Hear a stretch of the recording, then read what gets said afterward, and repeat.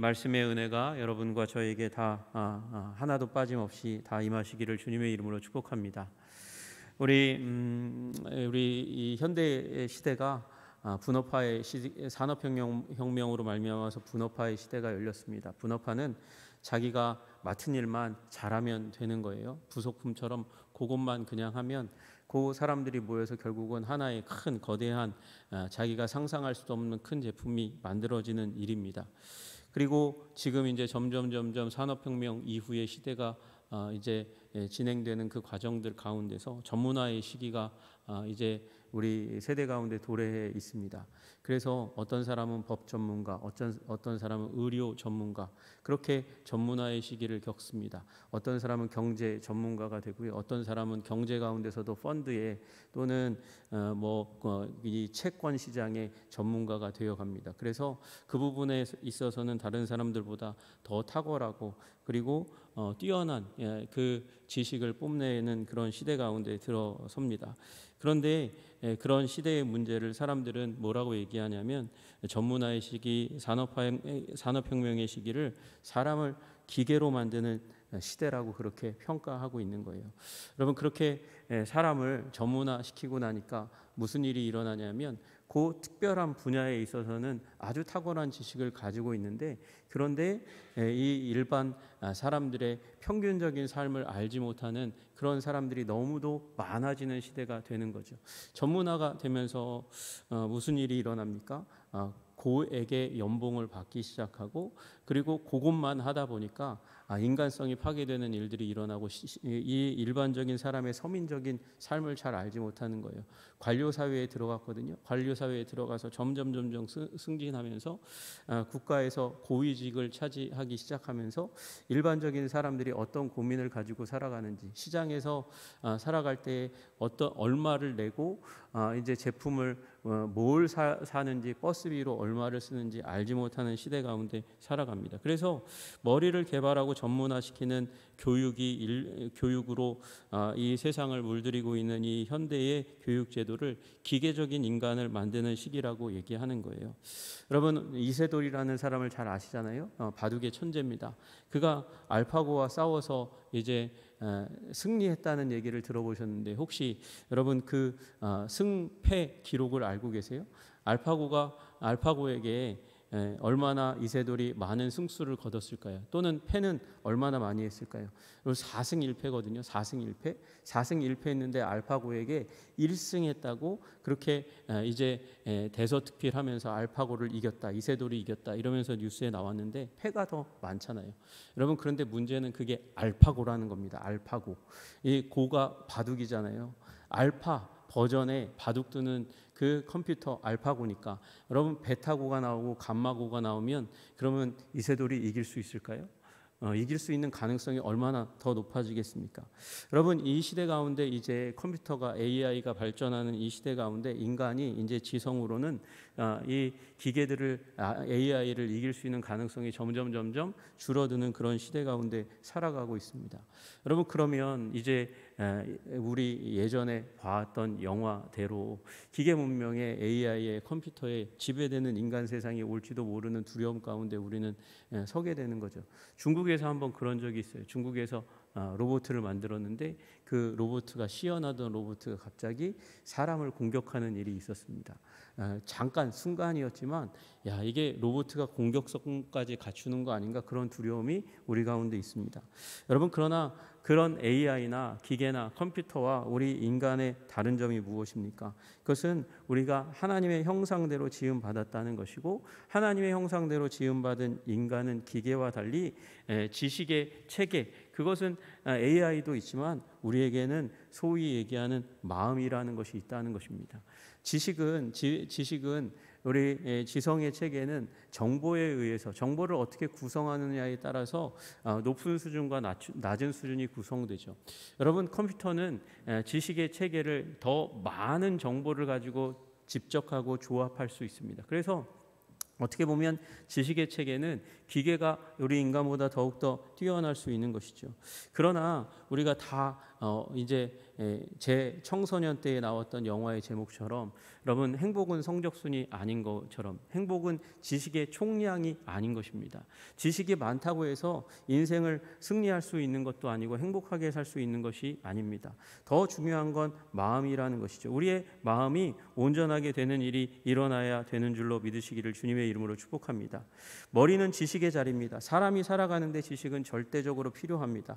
아는 것이 힘이라는 격언이 있잖아요. 아는 게 많으면 난관을 돌파할 수 있습니다. 그러나 또한 우리는 아는 것이 병이라는 이 속담도 격언도 알고 있습니다. 여러분, 아는 게 많으면 걱정도 많고 판단하는 데도 문제가 생기고 또 오류도, 잘못된 지식을 가지면 잘못된 판단을 내리는 오류의 일들도 만들어낼 수밖에 없습니다. 인간이 지식을 가지면 행복하게 되는 것이 아닙니다. 오히려 그 지식보다는 사람을 사람답게 하지 못하는 지식의 부분도 있기 때문에 지식보다는 마음이 더 중요한 것이죠. 지식은요, 사람으로 하여금 계산을 하게 만들고요, 계산을 하면 경쟁하게 되고요, 경쟁하면 이제 경쟁의 이 격화되는 그 자리 가운데서 분쟁합니다. 분쟁하고 싸우면 무슨 일이 일어납니까? 파멸에 이르게 되는 일들이 일어납니다. 왜 그렇습니까? 마음이 따뜻하지 못하기 때문입니다. 마음이 넓지 못하기 때문이고 마음이 이해하지 못하기 때문이고 배려하지 못하기 때문입니다.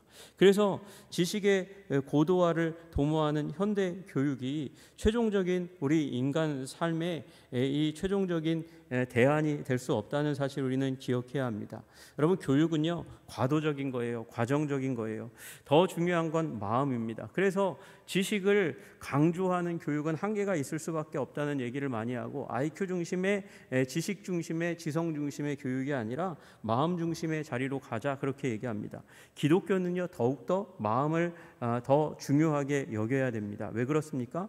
마음은 믿음의 자리이기 때문에 그렇습니다. 믿음의 자리, 다시 얘기해서 하나님이 우리들에게 말씀하시는 지성소이기 때문에 그래서 우리는 마음을 더 중요하게 생각해야 합니다. 그리고 마음으로 말미암아 전인적인 인간이 될 수 있기 때문에 그렇습니다.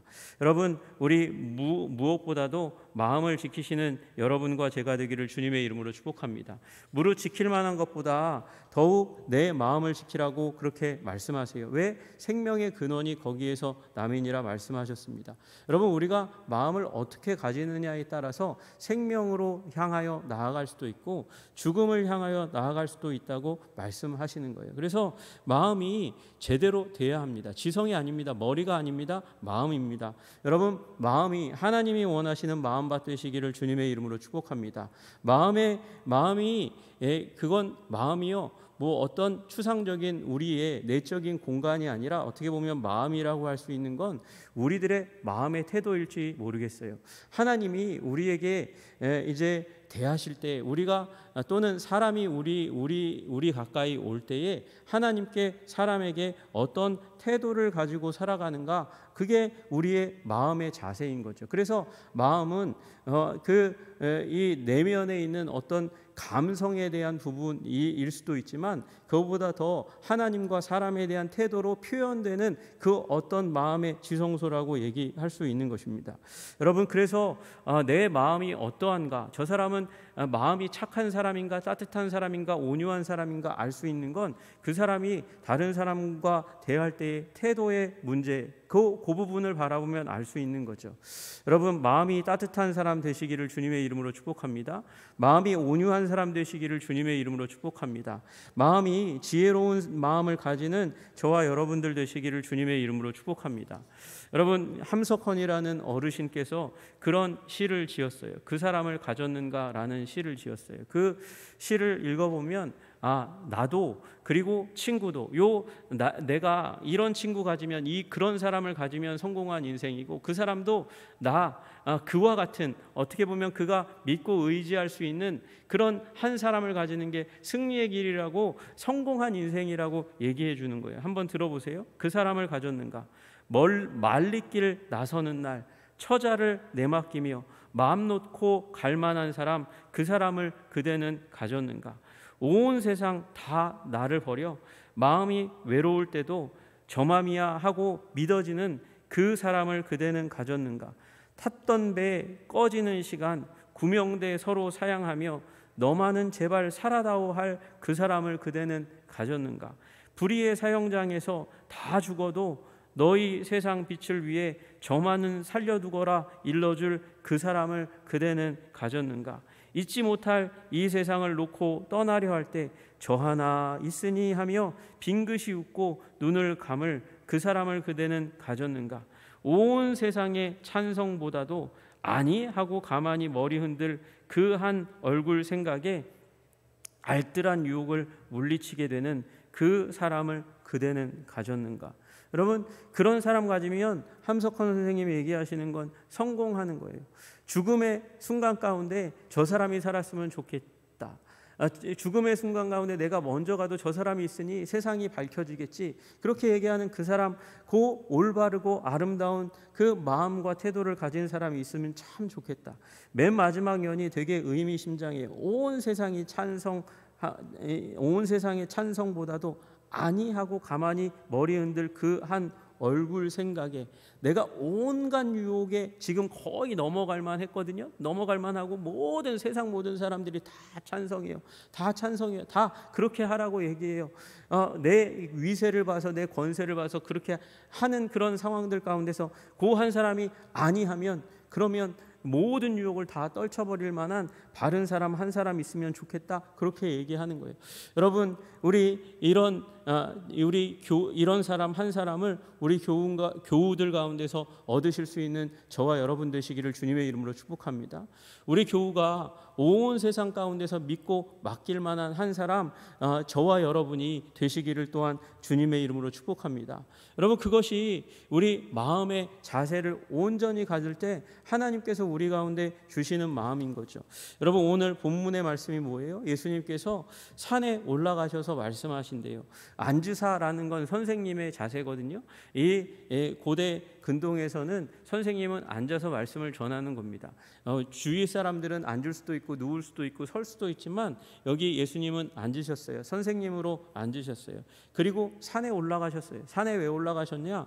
여러분, 이건 지금 모세의 시내산상에서의 이 하나님의 임재, 그것을 상징적으로 교차시키고 있는 거거든요. 예수님이 이제 그곳에서 모세를 통하여 하나님께서 이제 율법을 주신 것처럼 예수님을 통해서 이제 하나님의 백성들에게 새로운 천국 시민의 윤리 강령을 말씀하시는 첫머리 가운데 있는 거예요. 그런 가운데서 우리 산에 올라가서 예수님께서 말씀하시는데 첫머리가 무엇입니까? 가난에 대해서 말씀하세요. 심령이 가난한 자, 그것부터 말씀하십니다. 여러분, 우리 마음에 대해서, 태도에 대해서 쭉 얘기하고 계세요. 쭉 얘기하고 계세요. 여러분, 우리가 하나님께서 얘기하실 때에 요걸 천국, 처음이 천국이고요. 그 다음에 10절에서도 천국입니다. 팔복의 처음과 마지막은 천국으로 시작해서 천국으로 끝납니다. 다시 얘기해서 천국 시민으로서 어떤 마음과 태도를 가지고 살아야 될 것인지 말씀하고 계시고요.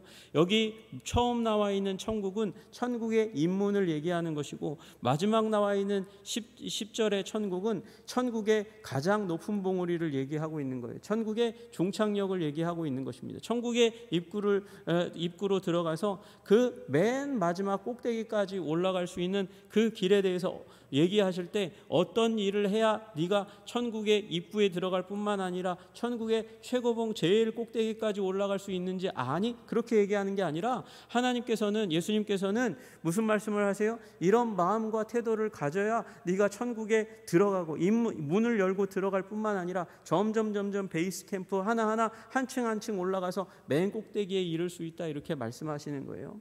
여러분, 이 마음이 여러분의 마음 되시기를 주님의 이름으로 축복합니다. 이 마음의 자세를 가지심으로 말미암아 승리하실 수 있는 저와 여러분 되시기를 주님의 이름으로 축복합니다.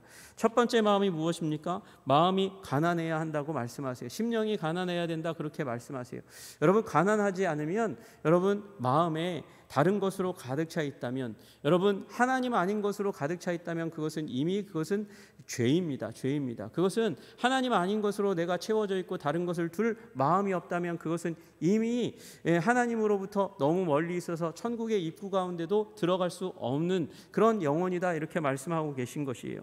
여러분, 이 가난한 마음은 어떤 마음이어야 됩니까? 빈 마음이어야 된다고 얘기하는 것이죠. 여러분, 하나님 아닌 것으로 채워져 있다면 먼저 마음을 비워야 하는 것입니다. 여러분, 그래서 우리 마음을 먼저 가난한 마음, 하나님 앞에서 없는 것으로 비우는 것으로, 세상적인 것으로 가득 채우지 않고, 내 생각으로 가득 채우지 않고, 먼저는 하나님의 것이 아니라고 한다면 먼저 탈탈탈 다 털어낼 수 있는 여러분 마음 가지시기를 주님의 이름으로 축복합니다. 여러분, 그래서 먼저는 마음을 비워야 되는 거예요.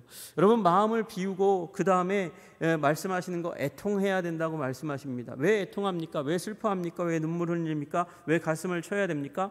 내가 가지고 있는 죄로 말미암아서, 내 함량 미달인 죄성으로 말미암아서 가슴 아파하고 슬퍼하고 고통하고 아파해야 된다고 말씀하세요. 여러분, 그럴 때 우리는 비우고 그 다음에 하나님의 것으로 채울 수 있는 그 기초가 만들어지는 줄로 믿으시기를 주님의 이름으로 축복합니다. 그래서 여러분, 교회에 와서도 다른 것으로, 세상 것으로, 드라마로, 영화로, 다른 것으로, 이성에 대한 관심으로, 물질에 대한 관심으로 가득 채워져 있으면 그러면 말씀이 들어올 틈이 없어요. 여러분, 그래서 그것 먼저 해결해야 된다고 말씀하세요. 그리고 내 죄는 무엇입니까? 자기중심성입니다. 나 중심으로 생각하고 사고하고 마음으로 느끼고 그리고 반응하는 것, 그런 마음들을 자기중심성이라고 얘기하는 죄를 슬퍼하고 아파하고 애통하고 그래야 버려지는 일이 일어나는 거죠. 여러분, 그래서 첫 번째 두 개는 비울 것에 대해서, 버릴 것에 대해서 말씀하십니다. 여러분, 세상 것을 버리고 그리고 우리 자기중심성, 죄성을 버리는 여러분의 결단이 있으시기를 주님의 이름으로 축복합니다.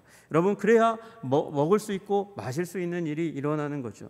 여러분, 그 다음에 온유한 마음을 가지라고 말씀하십니다. 온유한 마음은 길들여진 마음입니다. 야생마를 온유하게 했다, 길들였다는 말입니다. 여러분, 우리 마음이 길들여져야 됩니다. 하나님의 말씀에, 하나님이 지시하시고 다스리시고 통치하시는 것에 또 다스려져야 하는 것입니다. 여러분, 하나님께 온유한 마음을 가지면요, 사람에게도 온유한 마음을 갖게 되어 있습니다. 사람에게 귀를 기울일 줄 아는 거예요. 여러분, 이걸 우리는 다른 말로 하면 사회성이라고 표현하는 거예요. 야, 저 사람이 온유하게 되었다, 사회성을 갖추었구나, 그렇게 얘기할 수 있지만, 우리가 얘기하는 그 사회성은 하나님 그분에 대한 관계에 있어서, 또 말씀에 대한 관계에 있어서, 또 교회의 권위에 대한 관계에 있어서 그렇게 길들여진 귀를 가질 수 있어야 된다는 것이죠. 여러분, 그 다음 세 번째 자리 가운데 온유한 마음, 길들여진 마음 가운데 순종하려고 하는 마음 가운데 서시기를 주님의 이름으로 축복합니다. 여러분, 그 자리 가운데 서서 네 번째 자리 가운데 가라고 말씀하세요. 의에 줄이고 목마르라고 말씀하십니다. 여러분, 비우고 그러면 채워야 되잖아요. 목마른, 의에 줄이고 목마른 마음, 다시 얘기해서 하나님의 것에 대해서, 하나님의 것을, 하나님의 말씀을, 성령님의 인도하심을 취하고 그것을 자신의 내면 가운데, 마음 가운데 취하려고 하는 열심, 열망, 그 갈급함이 있어야 우리가 하나님 나라의 베이스 캠프 가운데 한 걸음 더 나아갈 수 있다고 말씀하시는 것입니다. 여러분, 하나님의 것에 대해서 목마를 수 있는 저와 여러분들 되시기를 주님의 이름으로 축복합니다. 여러분, 비우는 것만이 능사가 아닙니다. 여러분, 불교의 이 길 가운데 하나는 비우는 것이에요. 자기를 비우는 것이, 욕망을 비우는 것이, 다 비우는 것이에요. 여러분, 그러나 기독교는 비우는 것, 거기서 끝나면 그건 망하는 것이라고 말씀합니다. 여러분, 하나님의 것으로 채울 수 있는 여러분 되시기를 주님의 이름으로 축복합니다.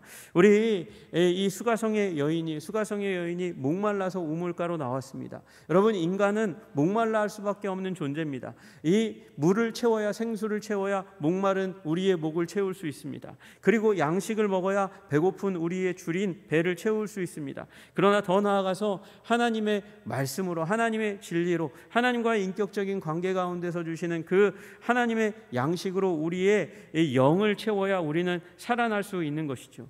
여러분, 또 다섯 번째, 우리가 더 잘 먹으려면, 의에 줄이고 목마른 그 상황 가운데서 하나님의 것으로 우리를 더 잘 채울 수 있는 길은 무엇입니까? 긍휼히 여기는 것입니다. 긍휼히 여기는 것이에요.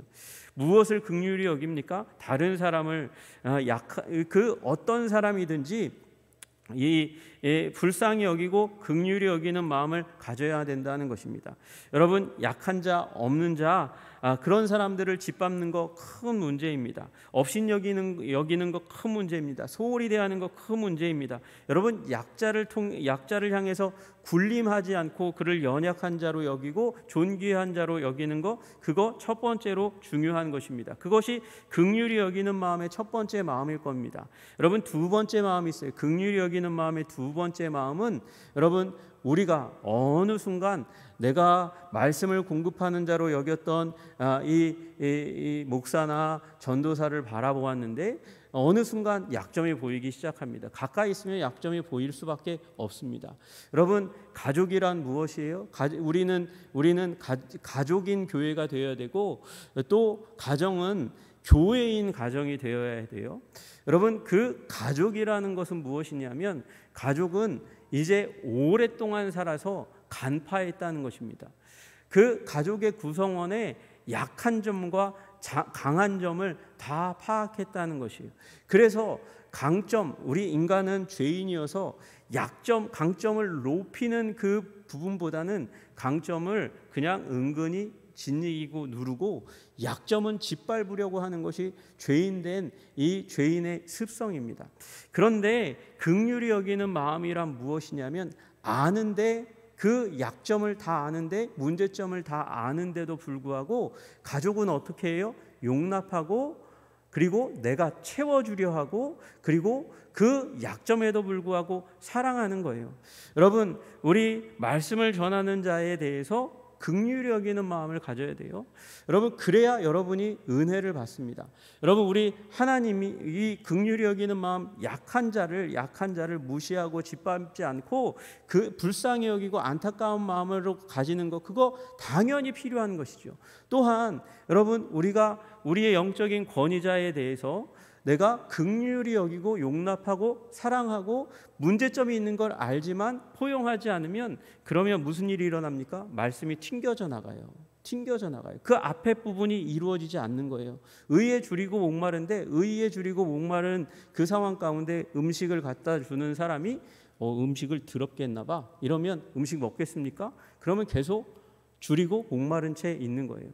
여러분, 이 두 번째 긍휼의 마음도 가질 수 있는 여러분들 되시기를 주님의 이름으로 축복합니다.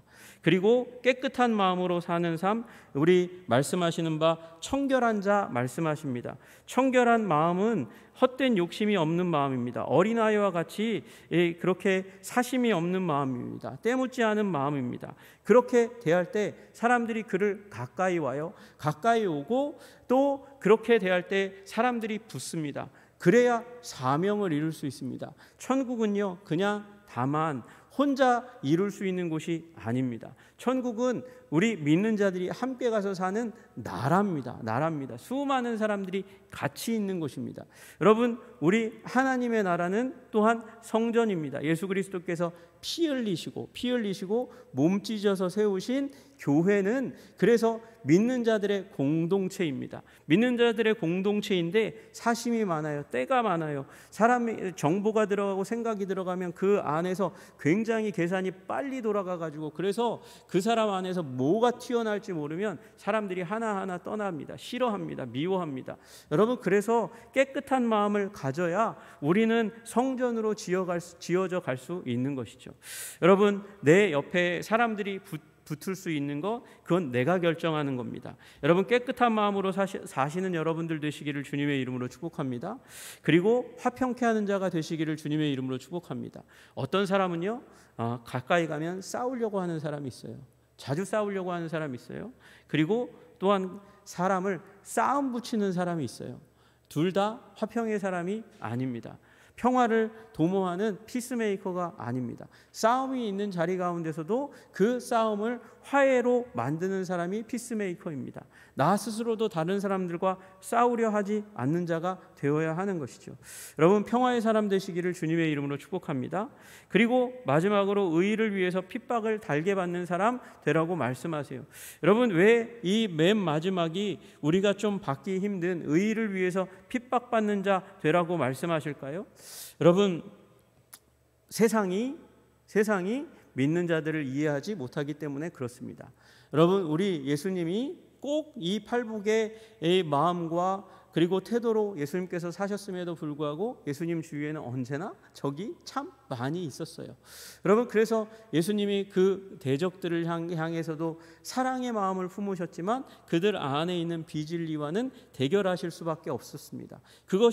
그러니 그들이 이제 핍박으로 예수님에게 다가오죠. 왜? 예수님보다 더 큰 권세와 능력이 세상적인 세속적인 부분에 있어서는 있으니까 이 사두개인과 바리새인들이 로마의 이 총독의 권한을 힘입어서 예수님을 십자가에 못 박았습니다. 여러분, 우리에게도 오해를 받을 그 상황이 있습니다. 그러나 그 오해의 상황 가운데 우리가 분명히 예수님의 사람으로 살고 있다면 분명히 그 자리 가운데서 물러나지 않고 박해받을 수 있는, 고난을 받을 수 있는 믿음 가지시기를 주님의 이름으로 축복합니다. 우리에게 더 중요한 것은 머리가 아닙니다. 이 세상이 지금 성공적인 삶을 살려면 개발해야 된다고 얘기하는 머리, 처세술이 아니고 우리의 마음과 십자가를 향해서 걸어가신 우리 예수님의 태도, 그것을 가질 때 우리는 진정으로 하나님 나라에 하나님께서 큰 자로 자리매김하시고 평가하시는 일이 일어날 줄로 믿으시기를 주님의 이름으로 축복합니다. 그래서 이 팔복의 마음을 가지고 살아가시는 저와 여러분 되시기를 주님의 이름으로 축복합니다. 우리가 이 팔복의 마음을 가지고 살아갈 때 우리는 자기 중심적인 이기적인 존재에서 섬기는 이타주의적인 사람으로 성장해 갈 것입니다. 기계적인 사람이 아니라 인격적인 사람으로 성장해 갈 것입니다. 악마적이고 사단적인 사람이 아니라 하나님이 원하시는 사람다운 삶을 살게 될 것입니다. 계산적이지 않고 열정적인 하나님의 목적을 향해 열정적으로 살아갈 수 있는 사람이 될 줄로 믿으시기를 주님의 이름으로 축복합니다. 순간적이고 이생적인 이 땅에 매여 있는 사람이 아니라 영구적인 영원한 삶을 바라보는 내세 지향적인 삶을 살게 될 것입니다. 계획적으로 사는 거 그거 중요한 일입니다. 그러나 계획적인 삶 그 너머에 우리 의로운 삶, 또 하나님께서 섭리하시는 하나님을 의뢰하는 삶, 그래서 하나님께서 인도하시는, 그래서 형통하게 되는 삶을 살게 될 줄로 믿으시기를 주님의 이름으로 축복합니다. 부분적이고 제한적인 삶이 아니라 총체적이고 한계를 넘어가는 삶을 살 것입니다. 우리의 마음을 하나님께서 원하시는 그 마음의 자세를 가지고 태도를 갖춤으로 말미암아 우리 믿음의 삶, 거룩한 삶, 우리 주님을 닮아가는 삶 살아가시는 저와 여러분 되시기를 주님의 이름으로 축복합니다. 제가 왜 이 마음에 대한 이야기를 할까요? 여러분, 이 마음이 가정의 모든 문제를 풀어가는 길이기 때문에 그렇습니다. 풍성한 팔복이 자리 잡은 마음을 가질 때 우리 가정의 문제가 부부 간의 문제, 그리고 부모와 자녀 간의 문제, 그것이 해결될 뿐만 아니라 교회 안의 문제도 해결되고 세상에 우리를 핍박하고 그리고 우리를 업신여기는 세상 가운데서 세상을 이길 수 있는 예수 그리스도의 그 삶을 살아갈 수 있는 길이기 때문에 그렇습니다. 여러분, 5월 가정의 달 가운데서 팔복이 마음 가운데, 심령 가운데 자리 잡아 여러분 우리의 삶 가운데 다가오는 내적인 갈등과 문제와 아픔을 승리하실 수 있는 저와 여러분들 되시기를 주님의 이름으로 축복합니다. 그리고 세상 가운데서 그리스도의 뜻을 이루며 승리하고 또 주의 아름다운 몸, 우리 연합하고 연락하고 상합하는 하나가 되는, 그래서 우리 하나님께서 정말 아름답게 성령 안에서 지어져가는 교회다, 그렇게 일컬을 수 있는 교회 되게 하시는 그 일이 팔복에 집중하시고 팔복의 성품을 사랑하시는 저와 여러분 가운데 임하시기를 주님의 이름으로 축복합니다. 기도하겠습니다. 하나님 아버지, 감사하고 찬양합니다. 우리 팔복의 메시지 가운데 다시금 섭니다. 주님, 우리 주님께서 알려주신 이 팔복의 메시지를 따라서 천국에 입문할 뿐만 아니라 그 꼭대기까지 올라가 그 하나님의 성품, 아버지 하나님이 주시는 은혜, 그 영향력을 받아 아름답고 견고한 마음과 태도를 갖추어 하나님 우리의 삶을 천국으로 뒤바꿀 수 있는 자들 되게 하여 주시고 사명을 이루는 자들이 되게 하여 주시옵소서. 온갖 하늘에서 우리에게 부어주시는 복이 만복이 넘치는 주의 백성 되게 하옵소서. 예수님 이름 받들어 기도드리옵나이다. 아멘.